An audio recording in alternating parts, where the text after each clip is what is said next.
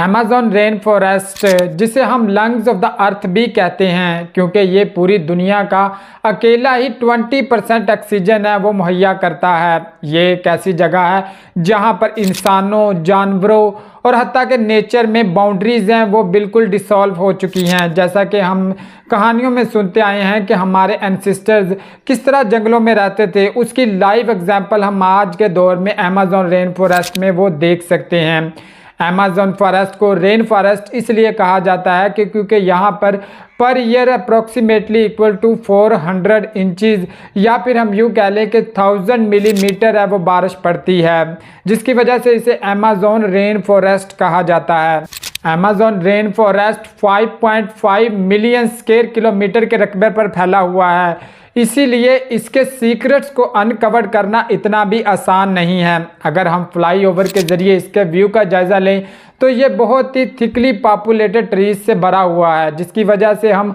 नीचे होने वाले वाक़यात या चीज़ों के बारे में कोई एग्जैक्ट अंदाज़ा नहीं लगा सकते। और अगर हम बाई फ्लोर इसको एक्सप्लोर करने की बात करें तो ये इतना बड़ा एरिया है जिसको एक्सप्लोर आसानी से नहीं किया जा सकता। एक मोहतात अंदाजे के मुताबिक दरख्तों की यहाँ पर 16,000 इकसाम वो पाई जाती हैं और approximately equal to 390 billion trees है वो यहाँ पे पाए जाते हैं। इसके अलावा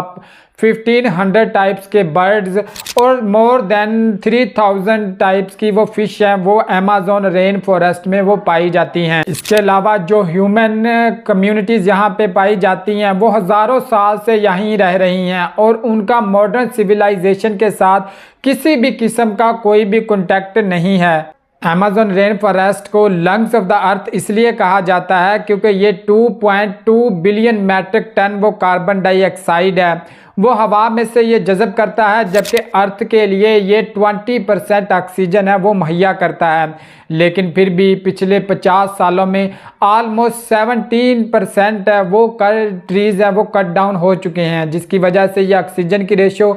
कम हो चुकी है, जबकि कार्बन डाइऑक्साइड की रेशो वो बढ़ती जा रही है।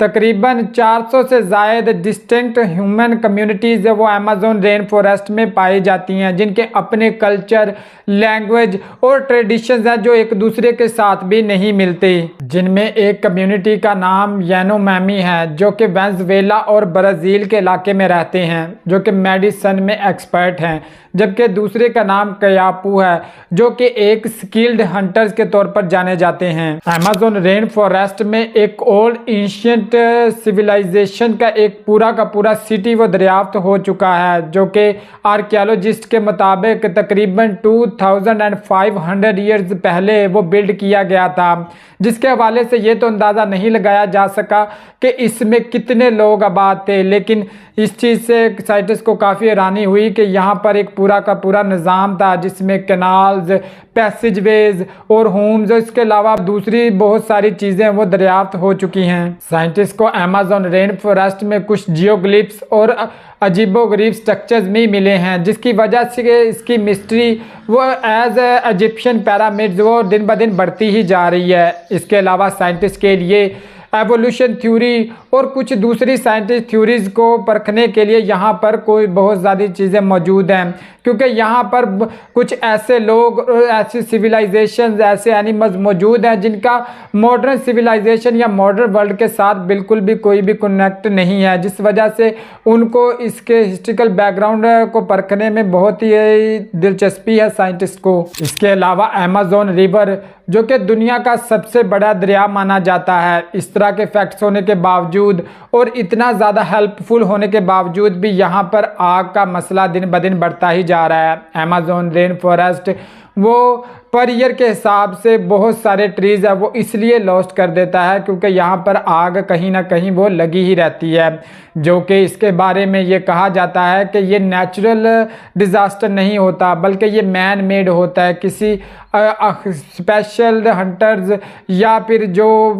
दरख्तों की कटाई वाले लोग हैं वो इसको जानबूझकर फैलाते हैं, जिसकी वजह से उन्हें काफ़ी सारा ज़र मुबादला का वो ज़खायर मिलता है, लेकिन वो अमेज़ोन की जो खूबसूरती है और उसके साथ साथ जो बायोडाइवर्सिटी लेवल पर जो हेल्पफुल है अमेज़ोन, उसको काफ़ी नुकसान पहुंचा रहे हैं। आजकल दुनिया वो क्लाइमेट चेंज और दूसरा ओजोन लेयर और कार्बन डाइऑक्साइड के ज़्यादा अखराज जैसे मसाइल का शिकार है। वहाँ पे अमेज़ोन रेन फॉरेस्ट ही हेल्पफुल था जो इसको बैलेंस किए हुए था, लेकिन बहुत सारी रेशो बढ़ जाने की वजह से ये मसाइल भी दिन ब दिन बढ़ते ही जा रहे हैं।